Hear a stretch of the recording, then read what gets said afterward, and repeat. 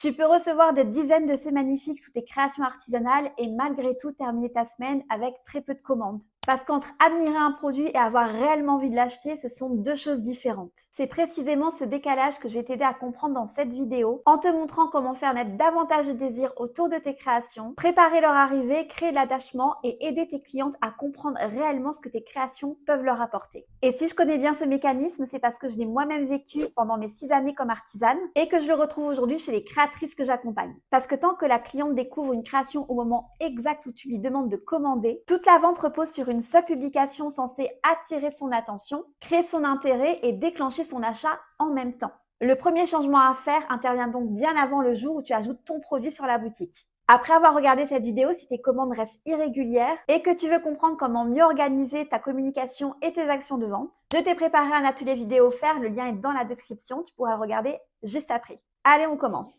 Donc pour comprendre pourquoi l'envie n'a pas toujours le temps de se construire, il faut comprendre ce qui se passe avant même que ta création arrive sur la boutique. Quand tu es artisane, tu vis avec ta création pendant plusieurs jours, parfois même plusieurs semaines. Tu as eu l'idée, tu as réfléchi aux couleurs, aux matières, aux formes. Tu as fait des essais, recommencé certains détails et parfois même changé complètement de direction. Donc au moment où elle est déjà terminée, tu la connais parfaitement. Tu sais ce qu'elle raconte, pourquoi tu l'as imaginée, ce qui la rend différente. Sauf que ta cliente, elle possède aucune de ces informations. Elle découvre une photo, un prix et un lien vers la boutique, alors que toi, tu suis cette création depuis le premier essai. Pendant mes 6 années d'artisanat, moi aussi j'ai fonctionné comme ça. Quand j'avais une idée, je fabriquais la pièce, je prenais les photos, je la mettais en ligne et puis j'attendais. Dans ma tête, elle était prête, donc elle pouvait être vendue. Sauf que mes clientes, elles venaient seulement de la découvrir. Si ta première prise de parole consiste déjà à annoncer sa mise en vente, ta cliente doit comprendre en quelques secondes ce qu'elle regarde, ce qui rend ta pièce intéressante et pourquoi elle aura envie de la choisir.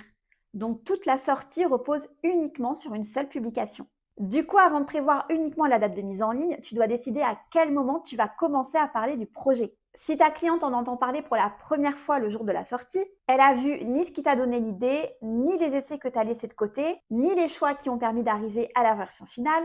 Elle découvre donc le résultat final sans avoir eu le temps de s'y intéresser ni d'attendre sa sortie. Donc, tu peux commencer par montrer ce qui t'a donné l'idée, un premier croquis, un essai qui fonctionne pas encore ou un détail sur lequel tu hésites. T'as pas besoin de révéler immédiatement toute la pièce, il faut juste que ta cliente comprenne qu'un projet est en train d'avancer et qu'elle ait une raison de voir la suite. Et chaque contenu doit apporter quelque chose de nouveau. Une simple vidéo de tes mains en train de travailler, ça peut être agréable à regarder, mais ça devient beaucoup plus intéressant quand la personne, elle comprend ce que tu es en train d'essayer. Ou tu bloques et ce que tu veux améliorer avant de montrer la version finale. Quand tu communiques seulement une fois la pièce terminée, tu confonds simplement le moment où le produit est prêt avec le moment où la cliente est prête à s'y intéresser. Et c'est pas la même chose parce que ces deux moments coïncident pas toujours. Elle a besoin de temps pour remarquer le produit, pour y revenir mentalement, pour avoir un coup de cœur et décider si cette création lui parle réellement. Du coup, elle doit voir plusieurs fois la pièce. Donc, en anticipant la communication, tu dépends plus uniquement de l'impact d'une seule publication. Tu crées plusieurs occasions pour que la création entre petit à petit dans son esprit. Imaginons que tu prépares une collection inspirée de la mer. Tu peux attendre que tout soit terminé, publier les pièces finales et préciser dans la légende qu'elles sont inspirées par l'océan. Ok, c'est cool. Ta cliente, du coup, on est d'accord, elle découvre tout l'univers en même temps que l'ouverture des ventes. Ou tu peux commencer plusieurs semaines plus tôt en montrant les couleurs qui ont lancé ton idée, expliquer par exemple que tu voulais évoquer la mer mais sans utiliser des symboles marins habituels, puis partager un premier essai que tu as finalement écarté. Plus tard, tu montres le détail qui a tout changé et qui t'a permis d'arriver enfin au résultat que tu voulais. Dans le premier cas, elle voit une collection terminée. Dans le second, elle comprend comment elle s'est construite et elle a davantage envie de voir le résultat final. Et c'est clairement ce que font les marques artisanales qui cartonnent parce qu'elles arrivent à créer de l'attente autour de leur création. Elles arrivent à construire justement cette progression jusqu'à la mise en ligne. Donc, c'est exactement ce que tu dois faire. Ok, donc montrer l'évolution du projet, ça permet à ta cliente de mieux comprendre la création.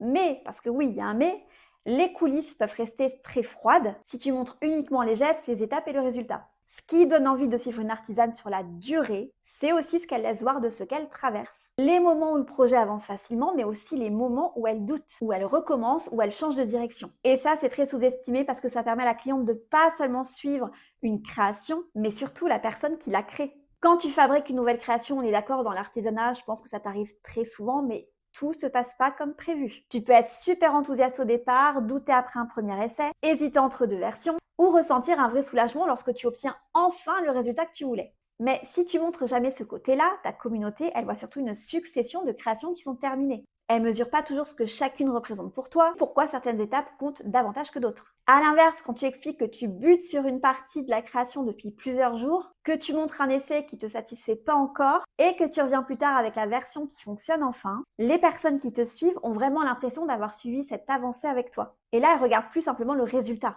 Elles reconnaissent le chemin parcouru et certaines peuvent être sincèrement contentes pour toi quand tu réussis enfin la pièce. Et t'as pas besoin de tout raconter ni de transformer chaque difficulté en contenu. Choisis simplement les moments qui ont réellement compté dans ton projet. Ça peut être d'expliquer pourquoi cette création te tient particulièrement à cœur, montrer qu'une première version ne te convient pas, ou raconter ce que tu veux obtenir sans savoir si tu vas vraiment y arriver. Et puis quand le projet avance, reviens sur ce que tu avais partagé. Si tu avais parlé d'une difficulté, montre ce que tu as changé. Si tu hésitais entre deux directions, explique celle que tu as choisie et pourquoi. Et super important, explique aussi ce que tu ressens. Est-ce que tu es impatiente de dévoiler ton prochain produit ? Est-ce que tu doutes du résultat? Est-ce que au contraire, tu es super fière d'avoir réussi un détail qui te faisait galérer? Les émotions que tu ressens sont méga importantes. Quand tu partages juste un résultat final, la cliente, elle va juger surtout la création. Soit elle aime moins, ou soit elle va passer à autre chose. Alors que quand elle a suivi une difficulté, une hésitation, une étape importante, son regard il change. Elle sait ce que cette création représente pour toi et elle va peut-être avoir envie de revenir voir si tu as réussi. Du coup, peu à peu, comme je disais, elle suit plus seulement tes produits. Elle te suit toi, la personne que tu es. Elle suit aussi ta manière de travailler, tes valeurs, tes convictions, et ce que tu es en train de construire avec ta marque, ton évolution, ton parcours. Du coup, cet attachement, il donne davantage de poids à ce que tu publies parce que la création, elle arrive plus en contexte et que la personne connaît déjà celle qui l'a fabriquée. On va prendre un exemple. Imaginons que tu fabriques un vase en céramique et que la forme, elle s'affaisse à chaque cuisson. Donc, tu peux simplement rien montrer tant que la bonne version n'est pas terminée. Le jour de la sortie, ta communauté verra un très joli vase, oui, mais sans savoir ce qu'il t'a demandé. Ou alors, tu peux expliquer et montrer que tu essayes d'obtenir cette forme depuis plusieurs semaines, montrer tous les essais que tu as eus et donc qui ont été ratés, partager tout ça pendant plusieurs semaines en montrant toutes tes émotions face à cette création et ensuite revenir avec la pièce qui a enfin tenu à la cuisson et partager ton soulagement. Et c'est à ce moment-là que tu annonces sa mise en vente. Les premières personnes qui ont vu les premiers essais comprennent immédiatement pourquoi tu es contente. Elles auront même attendu de savoir si tu allais réussir. Du coup, la pièce finale leur apparaît plus comme un produit parmi tant d'autres. Elle représente aussi l'aboutissement de quelque chose qu'elles ont construit, qu'elles ont partagé et qu'elles ont suivi avec toi. Donc cet attachement donne envie de suivre ton travail et rend ta création plus importante aux yeux de ta communauté. Mais pour passer de l'intérêt à l'achat, ta cliente, elle doit encore comprendre ce que cette pièce pourrait lui apporter dans sa propre vie. Et c'est là qu'il faut arrêter de parler uniquement de l'objet et commencer à montrer la destination. Quand tu présentes une création, tu vas parler naturellement de ses finitions, de ses dimensions, de sa fabrication, de sa couleur, etc., etc. On est d'accord, ces informations, elles sont utiles pour comprendre le produit et pour permettre à la personne de se rassurer avant de commander, mais elles ne suffisent pas toujours à donner envie parce qu'elles répondent pas encore à la question que se pose parfois ta cliente et sans même en avoir conscience, quelle place cette création pourrait avoir dans ma vie. Une cliente n'achète donc pas seulement la qualité de ton produit. Elle achète aussi l'usage qu'elle va en faire, le moment auquel elle l'associe ou la sensation qu'elle espère retrouver grâce à lui. Pour parler de ta création autrement, il faut que tu partes d'un moment où elle pourrait réellement être utilisée. Demande-toi quand ta cliente, elle pourrait s'en servir, dans quelle situation, ce qu'elle apprécierait à ce moment-là, ce qu'elle pourrait ressentir. Et ensuite, tu vas relier les caractéristiques du produit à cette situation. Une paire de boucles d'oreilles légères peut être intéressante parce qu'elle peut être portée toute une journée sans gêner. Une bougie au parfum doux peut être associée à un moment où on va rentrer chez soi, on est fatigué de sa journée de travail, qu'on a envie d'allumer une bougie et qu'on veut rendre la pièce plus agréable. Un cadeau personnalisé va avoir de la valeur parce que le prénom, la date, le message va rappeler quelque chose de précis entre les deux personnes. T'aides simplement la cliente à comprendre comment la création pourrait s'intégrer dans un moment qu'elle connaît déjà. En reliant ta création à une situation qu'elle connaît, qu'elle vit au quotidien, tu l'aides à décider si cette création correspond réellement à ses goûts, à ses habitudes ou à une occasion précise. L'achat devient plus facile à envisager parce qu'elle comprend pourquoi elle aura envie de la choisir. On va prendre l'exemple d'une bougie artisanale.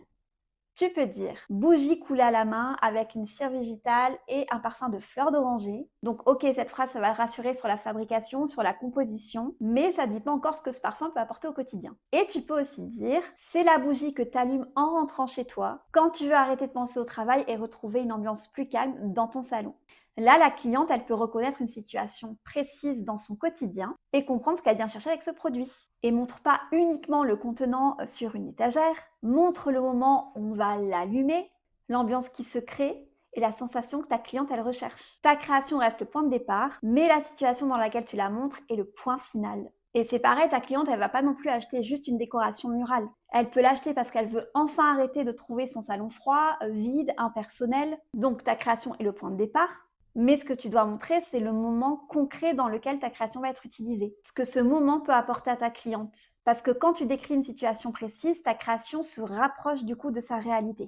Tout ce que je te partage ici, c'est en partie ce sur quoi je travaille avec mes coachés. Donc si tu veux voir si mon accompagnement irrésistible est fait pour toi, je t'offre un diagnostic stratégique et le lien est juste sous la vidéo. Ta cliente peut maintenant comprendre ta création, s'y attacher et voir ce qu'elle pourrait lui apporter. Mais ça ne signifie pas qu'elle va passer commande tout de suite. Elle peut se dire qu'elle reviendra le mois prochain ou attendre une occasion particulière ou simplement oublier la création au milieu de tout ce qu'elle voit tous les jours sur Instagram. Et c'est là que les opérations commerciales deviennent utiles. Quand tes créations restent disponibles toute l'année, tes clientes, elles savent qu'elles pourront revenir plus tard. Même lorsqu'un produit leur plaît déjà, il n'y a rien qui les pousse à prendre une décision aujourd'hui. Publier une nouvelle fois, toujours dispo sur la boutique, ça va pas suffire toujours à relancer cette envie. Parce que la proposition reste exactement la même que la semaine précédente. Du coup, une opération commerciale, ça va être une action ponctuelle, mise en place pour encourager les clientes à acheter pendant une période précise. Elle permet de créer un temps fort autour de tes créations, entre deux lancements ou à un moment stratégique de l'année. Ça peut prendre différentes formes. Une offre limitée dans le temps, un avantage qui va être réservé uniquement à certaines commandes, une édition proposée pendant une période précise ou une mise en avant spéciale autour d'une sélection de produits. Le principe reste le même, c'est qu'il se passe quelque chose de particulier qui n'est pas disponible tout le reste de l'année. Donc la cliente, elle doit comprendre clairement ce qui est proposé, pendant combien de temps ou dans quelle quantité et comment elle peut en profiter. Quand les ventes ralentissent, il y a beaucoup d'artisanes qui pensent automatiquement à faire un code promotionnel. Ça va être moins 10%, moins 15%, des fois même moins 40%, avant de recommencer quelques semaines plus tard en espérant que la baisse de prix suffira à déclencher quelques commandes. Une réduction, oui, ça peut faire partie d'une opération commerciale, mais ça ne devrait pas être ta seule réponse quand les ventes elles baissent. Parce qu'à force de proposer des remises, tu peux habituer certaines personnes à attendre le prochain code avant de commander. Tu peux aussi fragiliser la perception de tes prix, surtout si tu présentes ta marque comme qualitative ou haut de gamme, et attirer principalement des personnes qui vont acheter uniquement quand tu proposes des promotions. Une opération commerciale permet de créer un temps fort sans baisser systématiquement le prix de tes créations. La cliente peut avoir envie d'acheter maintenant parce qu'il y a une édition limitée, parce qu'un produit va revenir exceptionnellement sur telle ou telle période, parce qu'un petit cadeau accompagne la commande, ou parce qu'elle a accès à quelque chose qui ne lui est pas proposé toute l'année. Imaginons que tu fabriques des bougies disponibles toute l'année. Tu peux continuer à les montrer régulièrement et à rappeler qu'elles sont disponibles sur ta boutique.